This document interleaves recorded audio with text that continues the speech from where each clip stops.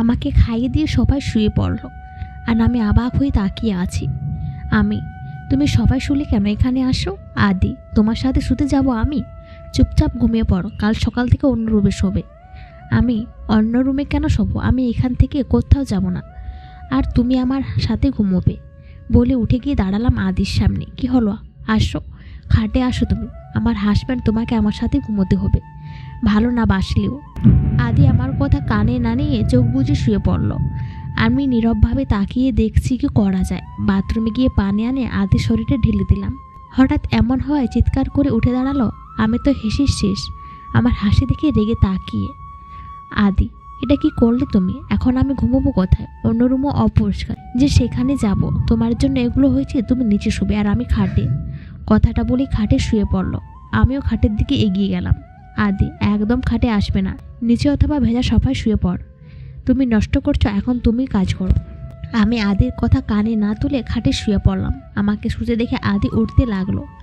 আমি ওর হাত টেনে ধরে রাখলাম।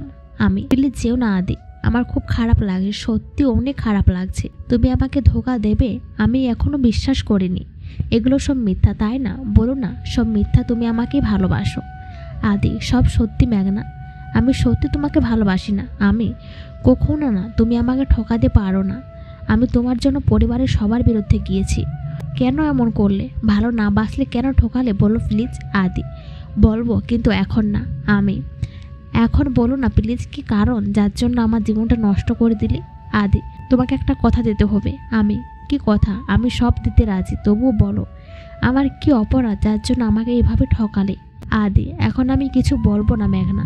যেদিন তুমি সব জানবে সেদিন আমার লাইফ থেকে তোমাকে চিরদিনের জন্য যেতে হবে। আদি, এমন একটা কথা তুমি বলতে পারলে?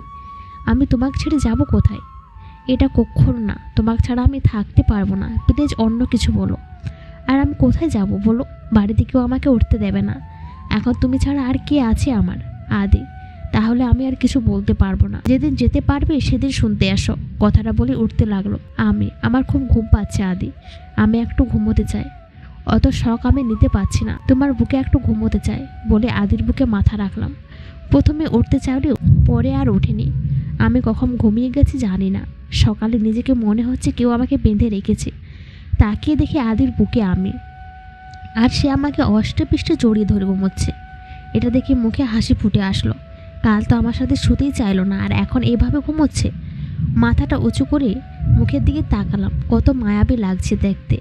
আমি তো এটাই চাইছিলাম, সকালে ঘুম থেকে আগে আদির মুখ দেখব। তা আমার পূরণ হয়েছে। কিন্তু কি কারণ যার জন্য আমার সাথে আদি এমন করছে? আমাকে জানতেই হবে।